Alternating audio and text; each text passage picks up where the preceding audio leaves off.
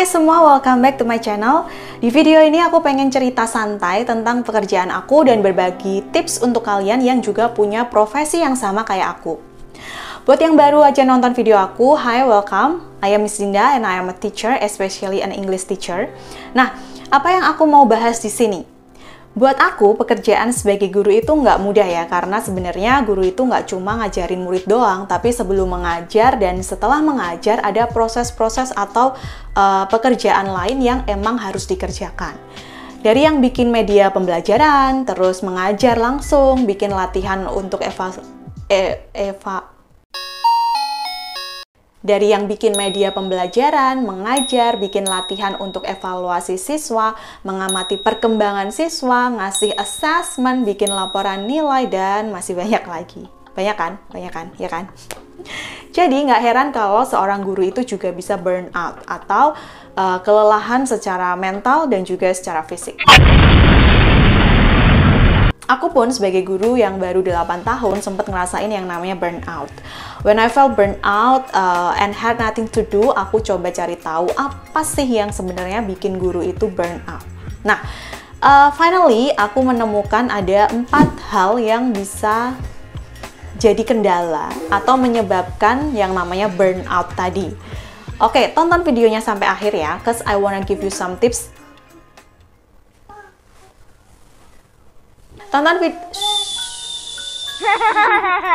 Tonton videonya sampai akhir karena di dalam video ini akan ada beberapa tips dari aku juga. Oke, langsung aja kita ke videonya. Let's go! Oke, like what I said, ada 4 hal yang bisa bikin seorang guru itu burn out. Oke, yang pertama apa tuh? Kurang konsentrasi. Nah, kurang konsentrasi ini bisa diatasi dengan minum air mineral. Itu iklan sih ya. Tapi itu salah satunya sih. Dan sebagai guru, kita bisa mungkin itu nggak lengah. Jadi, konsentrasi itu membuat guru jadi peka dan tahu apa yang harus dilakukan. Kurang konsentrasi yang dibiarkan terus-terusan, menurut aku pasti bikin kita merasa nggak berprestasi, nggak inovatif, dan ujung-ujungnya kita capek sendiri. So, selain minum air mineral tadi, guru juga bisa meningkatkan konsentrasi dengan explore hal-hal baru lewat materi-materi pengajaran. Contohnya, bikin alat peraga yang menarik, yang unik, yang seru, atau bikin slideshow dengan desain-desain yang kekinian, atau bisa juga bikin game online yang seru yang bisa dimainkan di dalam kelas. Dan kalian bisa bikin juga warna-warna yang eye-catching, jadi itu bisa bikin kalian lebih semangat dan bisa bikin kalian lebih fokus mengerjakan yang kalian harus kerjakan. Dari situ, based on my experience, aku jadi lebih semangat, jadi lebih tertantang untuk bisa bikin atau fokus sama job desk aku atau hal-hal yang harus aku kerjakan. Next, hal yang kedua yang bisa bikin guru itu burn out karena kurangnya persiapan dalam mengajar. Nah, well preparation sebelum bertempur itu tuh penting banget karena nggak cuma bikin kamu makin pede dan siap, tapi juga bisa mengurangi kepanikan dan juga efek-efek yang ditimbulkan setelahnya. Misalnya ngerasa gagal, ngerasa nggak kompeten. Dari hal-hal ini, guru itu bisa merasa capek dan nggak mau lagi kasih effort yang optimal. So, tips dari aku, persiapkan hal-hal yang akan digunakan untuk mengajar itu at least 2 minggu sebelumnya. Dari mulai lesson plan, media pembelajaran, alat peraga, worksheet, assessment rubric, dan masih banyak lagi yang kalian perlukan, tergantung dari masing-masing guru dan juga lessonnya ya. Kenapa kok 2 minggu? Menurut aku, waktu 2 minggu itu adalah waktu yang cukup efisien dan efektif untuk membuat persiapan mengajar dan juga untuk ngecek lagi apakah semuanya ready, set, atau ada yang kelewatan. Kalau kalian guru yang sukanya mepet-mepet, kalau nggak mepet nggak afdol, ya it will be better kurang-kurangin lah ya. Guru yang punya well preparation pasti less stress, dan itu sampai juga ke murid-muridnya, mereka pun juga akan jadi murid yang well preparation.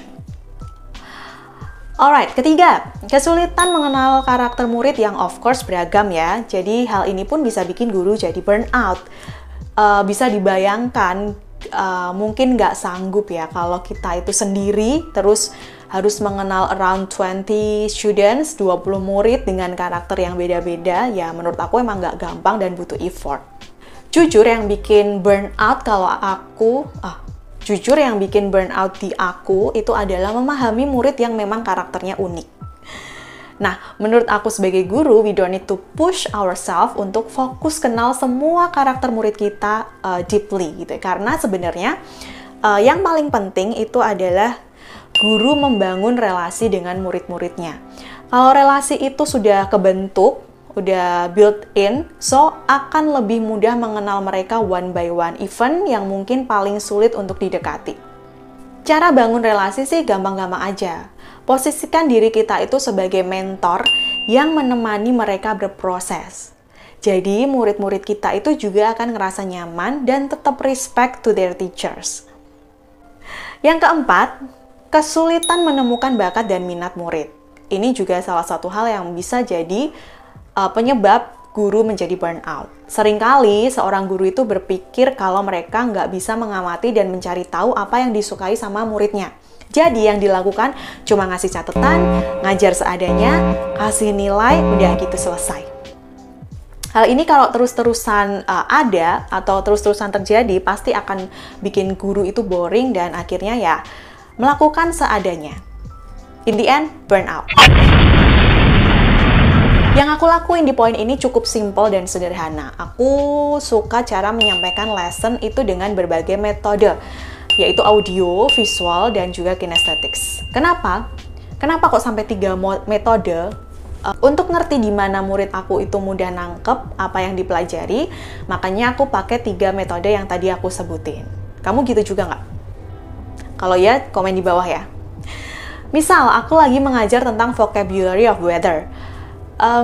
Aku bisa bikin lagu atau sing aloud bareng-bareng. Untuk anak-anak yang metode pembelajarannya audio, hal ini menarik dan gampang untuk diikuti. Nah, kalau yang murid kita visual gimana nih? Aku biasanya pakai video, slideshow, bisa juga bikin poster. Of course, metode ini bisa bikin murid dengan kemampuan belajar visual itu lebih meningkat dan mereka juga lebih antusias untuk mengikuti pelajaran. Dan kita pun ngerasa senang pastinya kalau ketika murid kita kasih effort ke situ, ya kan? Metode yang terakhir yang aku pakai itu adalah metode kinesthetics dan itu pun bisa diaplikasikan di dalam kelas. For the example, bisa cari flashcard yang tersembunyi dengan kasih clue ke murid-murid kita. Tebak gaya itu juga bisa jadi salah satu hal seru yang bisa dilakukan di kelas untuk mengakomodasi murid dengan cara belajar kinesthetics. Dari semua hal yang udah aku share tadi, kita sebagai guru jadi paham murid A atau murid B itu condong belajar hal ini dengan metode seperti ini, so murid tersebut expert di hal ini. Nah, kita bisa tahu itu semua. Kita pun jadi nggak terbeban dan kita nggak burn out. That's all for points yang sering bikin guru ngerasa burn out. Kamu ya atau enggak? Mudah-mudahan enggak ya. Dan sebenarnya itu bisa diatasi dengan tips-tips yang udah aku kasih ke kalian. Kalau sekarang kalian burn out dan jadi mager mau ngapa-ngapain as a teacher, so keep fighting, keep inspiring, karena ini adalah pekerjaan yang nggak cuma bikin murid kita pinter, tapi kita juga makin pinter. Nah, selamat mencoba ya Miss and Mister, Bapak Ibu Guru di luar sana, dan I hope kalian juga yang rasa burnout bolehlah sebentar, tapi bangkit lagi dan kasih sesuatu yang lebih menarik buat murid-murid kita. Kalau kalian suka video ini, jangan lupa ya untuk like this video, share juga boleh, subscribe itu yang paling penting. I remind you to turn on the notification bell juga di samping tombol subscribe-nya biar kalian nggak ketinggalan video terbaru aku. So, thank you for watching and see ya!